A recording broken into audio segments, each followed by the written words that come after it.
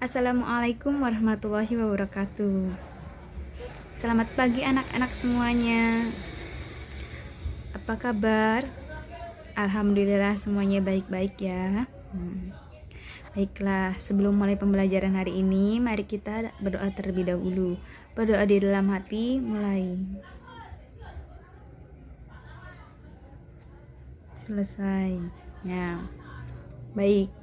Sebelum ke materi, kalian absen terlebih dahulu ya. Link absensinya sudah ibu kirimkan melalui grup WhatsApp ya. Silahkan kalian isi ya. Kita sekarang pembelajarannya masih PJJ ya. Untuk beberapa pertemuan ke depan kita masih PJJ ya. Jadi pembelajaran jarak jauh ini bukan berarti kalian libur ya, tapi kalian masih tetap belajar ya. Walaupun belajarnya tidak seperti biasa ya, tatap muka, tapi kalian harus tetap bersemangat ya dalam mengikuti pembelajaran jarak jauh ini ya. Nah, pembelajaran jarak jauh ini bukan berarti kalian libur ya, tapi kalian di rumah itu diberikan tugas ya agar dikerjakan di rumahnya ya. Jadi kalian juga harus mengerjakan tugas-tugas itu karena nilai itu diambil dari tugas-tugas tersebut ya. Jadi kalian harus mengerjakannya ya. Nah, ibu ingatkan juga ya, apabila kalian keluar rumah ya, kalau misalnya tidak penting jangan keluar rumah ya, kecuali ada urusan yang penting kalian boleh keluar rumah ya. Tapi kalian juga harus tetap menjaga kesehatan ya, dan menerapkan 5M, yaitu menggunakan masker, mencuci tangan, menjaga jarak, menjaga mobilitas, dan menjauhi kerumunan ya. Kalau selain itu kalian juga harus menjaga kebersihan lingkungan juga ya. Nah, ada yang masih ingatkah pada pertemuan yang lalu kita membahas tentang apa? Ya, pada pertemuan yang lalu kita membahas tentang sistem pencernaan manusia. Nah, pada pertemuan ini kita akan mempelajari zat aditif ya. Zat aditif. Nah, sebelumnya Ibu ingin bertanya ya. Apakah semua makanan dan minuman yang kalian konsumsi itu baik bagi tubuh atau tidak? Ya, tentunya makanan dan minuman yang kita konsumsi itu tidak semuanya baik ya. Nah, makanan atau minuman yang baik itu dapat dilihat dari komposisi yang digunakan dalam pembuatannya ya. Komposisinya itu dari bahan-bahan yang baik atau bahan-bahan yang tidak baik. Apabila menggunakan bahan-bahan yang tidak baik, maka dapat mempengaruhi sistem pencernaan kita ya, dan akan menyebabkan beberapa gangguan ya tentunya. Contohnya seperti apa gangguan pada sistem pencernaan itu? Ya, contohnya yaitu diare, sembelit ya. Dan masih banyak lagi ya gangguan pada sistem pencernaan itu. Ya.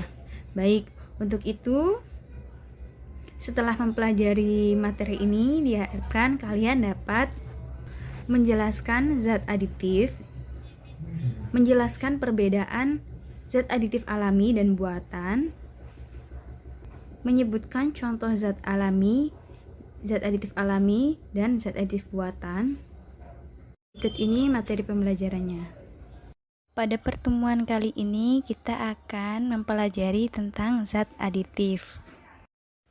Zat aditif adalah bahan yang ditambahkan dengan sengaja ke dalam makanan dan minuman dalam jumlah kecil selama proses produksi, pengemasan, atau penyimpanan. Jadi, tentunya zat aditif ditambahkan ke dalam makanan dan minuman itu memiliki beberapa manfaat atau tujuan. Di antaranya yaitu untuk menghasilkan warna lebih menarik, memberikan aroma pada makanan atau minuman, dan yang lainnya. Masih banyak lagi tujuan dari ditambahkannya zat aditif pada makanan dan minuman. Berdasarkan asalnya, zat aditif terdiri dari zat aditif alami dan zat aditif buatan. Zat aditif alami adalah zat aditif yang bahan bakunya berasal dari makhluk hidup. Contohnya yaitu tumbuh-tumbuhan yang digunakan sebagai pewarna alami pada makanan dan minuman. Sedangkan zat aditif buatan adalah zat aditif diperoleh melalui proses reaksi kimia yang bahan baku pembuatannya berasal dari bahan-bahan kimia. Contohnya yaitu vetsin yang mengandung MSG. Berdasarkan fungsinya, zat aditif terbagi menjadi 7, yaitu pewarna, pemanis, pengawet, penyedap, pemberi aroma, pengental, dan pengemulsi. Pewarna adalah bahan yang ditambahkan pada makanan atau minuman dengan tujuan untuk memperbaiki atau memberi warna pada makanan atau minuman agar lebih menarik. Pewarna terbagi menjadi 2, yaitu pewarna alami dan pewarna buatan. Pewarna alami adalah pewarna yang dapat diperoleh dari alam, misalnya dari tumbuhan. Contohnya yaitu daun pandan, stroberi, buah naga, anggur, dan lain-lainnya. Sedangkan pewarna buatan adalah pewarna yang diperoleh melalui proses reaksi kimia atau sintesis menggunakan bahan yang berasal dari zat kimia sintesis. Contohnya yaitu Brilliant Blue FCF, Tartazine, Sunset Yellow FCF, dan lainnya. Pemanis adalah bahan yang ditambahkan pada makanan atau minuman sehingga dapat menyebabkan rasa manis pada makanan atau minuman. Bahan pemanis terdiri dari pemanis alami dan pemanis buatan. Pemanis alami yang umumnya digunakan untuk membuat rasa manis pada makanan dan minuman adalah gula pasir atau sukrosa, gula kelapa, gula aren, gula lontar, dan gula bit. Sedangkan pemanis buatan dibuat melalui reaksi kimia tertentu sehingga dapat dihasilkan senyawa yang mempunyai rasa manis. Contohnya yaitu siklamat, sakarin, dan pemanis buatan lainnya. Pengawet adalah zat aditif yang ditambahkan pada makanan dan minuman yang berfungsi untuk menghambat kerusakan makanan atau minuman. Kerusakan makanan dapat disebabkan oleh adanya mikroorganisme yang tumbuh pada makanan dan minuman. Pengawetan ini dilakukan dengan menambahkan zat aditif pengawet buatan. Contohnya yaitu natrium nitrat yang digunakan untuk mengawetkan daging olahan dan keju. Penyedap adalah bahan tambahan makanan yang digunakan untuk meningkatkan cita rasa. Penyedap terdiri dari penyedap alami dan penyedap buatan. Penyedap alami itu biasanya menggunakan rempah-rempah ya. Contohnya yaitu bawang putih, bawang merah, cengkeh, pala, dan yang lainnya. Sedangkan pengawet buatan yaitu contohnya vetsin. Vetsin mengandung senyawa monosodium glutamat atau MSG. Pemberi aroma adalah zat yang memberikan aroma tertentu pada makanan atau minuman. Pemberi aroma terdiri dari pemberi aroma alami dan buatan. Pemberi aroma alami contohnya yaitu ekstrak buah nanas, ekstrak buah anggur, minyak atsiri, dan vanili. Sedangkan contoh pemberi aroma buatan yaitu amil kaproat, amil asetat, etil butirat, vanilin, dan yang lainnya. Pengental adalah bahan tambahan yang digunakan untuk menstabilkan, memekatkan, atau mengentalkan makanan yang dicampurkan dengan air, sehingga membentuk kekentalan tertentu. Pengental ini terdiri dari pengental alami dan pengental buatan. Pengental alami contohnya pati, gelatin, gum yang digunakan pada pembuatan permen karet, agar-agar, alginat, dan lainnya. Sedangkan pengental buatan contohnya yaitu larutan pati. Pengemulsi adalah bahan tambahan yang dapat mempertahankan penyebaran atau dispersi lemak dalam air dan sebaliknya, yaitu air dalam lemak. Contoh dari pengemulsi adalah lecitin. Lecitin yang terkandung dalam kuning telur maupun kedelai. Lecitin ini biasanya digunakan pada pembuatan mayones dan mentega. Berikut ini contoh identifikasi minuman serbuk instan. Ya, terdapat beberapa jenis zat aditif, yaitu diantaranya ada pewarna, pemanis, penyedap, dan zat aditif lainnya. Pada minuman serbuk instan ini menggunakan pewarna buatan, dan pada serbuk instan juga menggunakan pemanis alami dan buatan ya.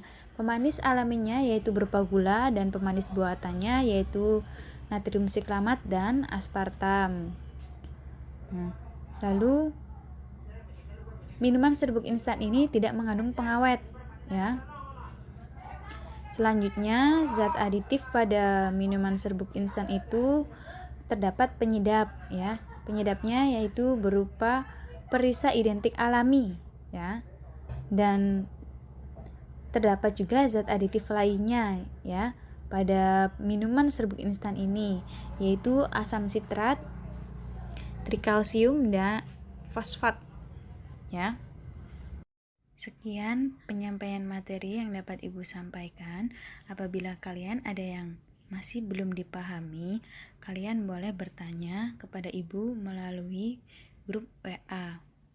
Dan diharapkan kalian dapat mengikuti pembelajaran ini hingga selesai, karena akan Ibu berikan LKPD kepada kalian agar kalian mengerjakan tugas LKPD tersebut, yaitu mengidentifikasi zat aditif pada makanan dan minuman dalam kemasan. Baiklah anak-anak, sekarang Ibu akan sedikit mereview zat aditif pada makanan dan minuman kemasan yang sudah kalian identifikasi. Nah, jadi pada makanan dan minuman kemasan yang kalian identifikasi itu terdapat zat aditifnya ya, yaitu terdapat zat aditif alami dan buatan ya. Nah, zat aditif yang ada pada makanan dan minuman kemasan itu ada diantaranya ada pewarna, terus pemanis, pengawet, penyedap, pemberi aroma, pengental, dan pengemulsi ya. Nah, tapi pada makanan dan minuman yang kalian identifikasi itu banyak yang mengandung zat aditif buatan ya. Nah, zat aditif buatan itu kan tidak baik bagi kesehatan karena akan mempengaruhi kesehatan kita ya. Nah, untuk itu kalian tidak disarankan untuk mengonsumsi makanan dan minuman kemasan secara terus-menerus atau secara berlebihan karena dapat mempengaruhi kesehatan kalian. Untuk itu kalian lebih disarankan untuk mengonsumsi makanan yang dibuat sendiri ya, atau dibuat di rumah ya. Karena makanan dan minuman yang dibuat sendiri itu kita tahu komposisinya apa ya. Kita dapat atau bisa menggunakan komposisi dari bahan-bahan alami ya. Nah, baik, berikutnya Ibu akan mengadakan kuis. Nah, kuis ini diadakan pada grup WhatsApp ya. Jadi, seperti ini. Ibu akan mengirimkan soal. Itu ada 10 soal. Nah, terus Ibu akan mengirimkannya satu persatu melalui chat ya di grup. Nah, bagi siswa yang menjawab pertama dengan benar, maka Ibu akan berikan bintang pada chatnya ya, pada chatnya. Nah, bagi siswa yang mendapatkan banyak bintang, maka Ibu akan memberikan reward dengan mengirimkan buku ya. Rewardnya itu berupa buku. Jadi bukunya nanti akan Ibu kirimkan ke alamat siswa yang mendapat reward itu ya. Baik, sekarang kita mulai ya kuisnya.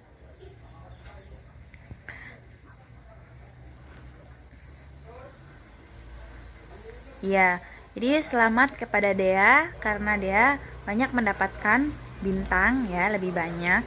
Nah, silahkan kepada Dea untuk mengirimkan alamatnya agar Ibu dapat mengirimkan buku ke alamat Dea ya. Untuk selanjutnya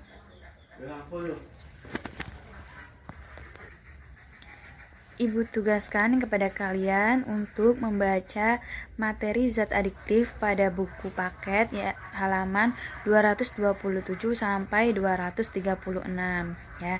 Jadi sebelum Ibu memulai pembelajaran minggu depan, kalian harus sudah membaca buku paket atau materi tentang zat adiktif tersebut ya. Baik, nah sekarang kan sedang musim penghujan, jadi kalian harus menjaga kesehatan ya. Selain itu COVID-19 juga masih ada, jadi kalian kalau misalnya tidak terlalu penting sekali untuk keluar rumah, maka tidak diperbolehkan untuk keluar rumah ya, jangan. Kalau tidak penting sekali itu jangan keluar rumah. Kalau misalkan penting sekali boleh keluar rumah, tetapi harus tetap menerapkan protokol kesehatan, yaitu dengan menerapkan 3M, yaitu memakai masker, mencuci tangan, dan menjaga jarak ya. Nah, baiklah, sekarang Ibu akhiri pembelajaran hari ini. Wabillahi taufiq wal hidayah. Wassalamualaikum warahmatullahi wabarakatuh. Sampai jumpa minggu depan. Stay safe and stay healthy ya.